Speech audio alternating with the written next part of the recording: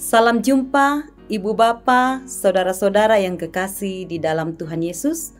Salam sejahtera bagi kita semua, dimanapun kita berada. Kita bertemu lagi dalam Renungan Harian Toraya, edisi 18 November 2020. Sebelum kita membaca, mendengar, dan merenungkan firman Tuhan, mari kita berdoa. Allah Bapa di sorga, mulialah namamu di bumi, mulialah namamu di sorga.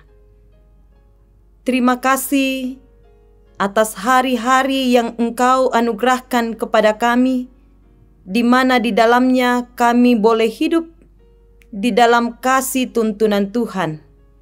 Suka duka kami alami, tetapi dalam iman kami tetap percaya bahwa kami tetap terpelihara dalam kasih Tuhan. Terima kasih saat ini firman kebenaran-Mu akan diperdengarkan. Berkati hamba-Mu yang akan memberitakan firman-Mu. Berkati anak-anak-Mu yang akan mendengarkan. Semoga lewat firman pada hari ini boleh kami maknai dalam kehidupan kami, karena firman-Mu adalah pelita bagi kami, terang bagi kami, dan firman-Mu adalah makanan rohani bagi kami umat-Mu. Kami sudah siap untuk mendengarkannya Tuhan. Bersabdalah kepada kami. Di dalam nama Tuhan Yesus kami berdoa. Amin. Saudara-saudara yang kekasih di dalam Tuhan Yesus, firman Tuhan yang akan kita baca bersama dalam edisi Rabu 18 November 2020 saat ini terambil dari kitab Ester pasal 7 ayatnya yang pertama sampai ayatnya yang ke-10. Ester pasal 7 ayat 1 sampai 10. Demikian firman Tuhan. Haman diadukan oleh Ester dan dihukum mati. Datanglah raja dengan Haman untuk dijamu oleh Ester sang ratu.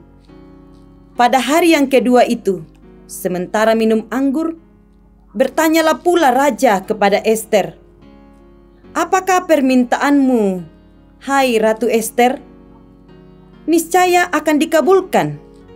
Dan apakah keinginanmu, sampai setengah kerajaan sekalipun akan dipenuhi?"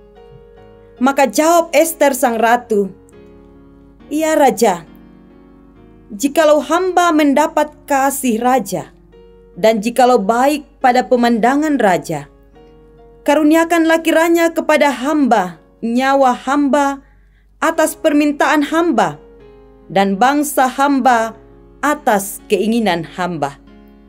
Karena kami, hamba serta bangsa hamba, telah terjual untuk dipunahkan, dibunuh dan dibinasakan. Jikalau seandainya kami hanya dijual sebagai budak laki-laki dan perempuan, niscaya hamba akan berdiam diri. Tetapi malapetaka ini tiada taranya di antara bencana yang menimpa raja." Maka bertanyalah Raja Ahasiweros kepada Ester sang ratu, "Siapakah orang itu, dan di manakah dia yang hatinya mengandung niat akan berbuat demikian?" Lalu jawab Ester, "Penganiaya dan musuh itu ialah Haman, orang jahat ini." Maka Haman pun sangatlah ketakutan di hadapan raja dan ratu. Lalu bangkitlah raja dengan panas hatinya daripada minum anggur dan keluar ke taman istana. Akan tetapi Haman masih tinggal untuk memohon nyawanya kepada Ester sang ratu, karena ia melihat bahwa telah putus niat raja untuk mendatangkan celaka kepadanya. Ketika raja kembali dari taman istana ke dalam ruangan minum anggur, maka Haman berlutut pada katil tempat Ester berbaring. Maka tita raja Masih jugakah ia hendak menggagahi sang ratu di dalam istanaku sendiri? Tatkala titah raja itu keluar dari mulutnya, maka diselubungi oranglah muka Haman. Sembah Harbona, salah seorang sida-sida yang di hadapan raja. Lagi pula tiang yang dibuat Haman untuk Mordekai, orang yang menyelamatkan raja dengan pemberitahuannya itu, telah berdiri di dekat rumah Haman, 50 hasta tingginya. Lalu titah raja, sulakan dia pada tiang itu. Kemudian Haman disulakan pada tiang yang didirikannya untuk Mordekai. Maka surutlah panas hati raja. Amin, firman Tuhan. Berbahagialah kita semua yang masih diberi kesempatan oleh Tuhan untuk mendengarkan firman-Nya, terlebih ketika firman Tuhan ini kita nyatakan, kita berlakukan dalam kehidupan kita sehari-hari. Amin. Saudara-saudara yang kekasih dalam Tuhan, tema kita saat ini senjata makan tuan. Nasulei gauna, senjata makan tuan. Seorang anak yang nakal mencoba mencuri buah mangga milik tetangganya. Karena pohon mangga itu cukup tinggi, sang anak pun mencoba mencari cara untuk mengambil buah mangga itu. Akhirnya dia membawa sebuah ketapel dan beberapa batu kecil. Beberapa kali mencoba menembakkan batu dengan ketapel, namun tidak mendapat hasil. Akhirnya ia mengambil batu yang terakhir dan menarik ketapel dengan sangat kencang. Kemudian batu itu meluncur dengan sangat kencang mengenai batang pohon dan terpantul kembali mengenai kepala anak itu. Itulah yang sering orang katakan dengan istilah senjata makan tuan. Istilah itu juga dialami oleh Haman, seorang kepercayaan Raja Ahasiweros yang diberi mandat menjadi kepala para pembesar istana. Ia merencanakan sebuah rencana yang sangat jahat untuk membunuh Mordekai dan Ester dan memunahkan bangsa Yahudi. Haman juga telah menyiapkan tiang penyulaan untuk menggantung Mordekai. Tetapi Tuhan tidak tinggal diam melihat Haman ingin memunahkan umatnya. Allah bertindak dengan menggagalkan rencana Haman. Setelah rencananya diketahui oleh Ester, ia kemudian diadukan oleh Ester kepada raja.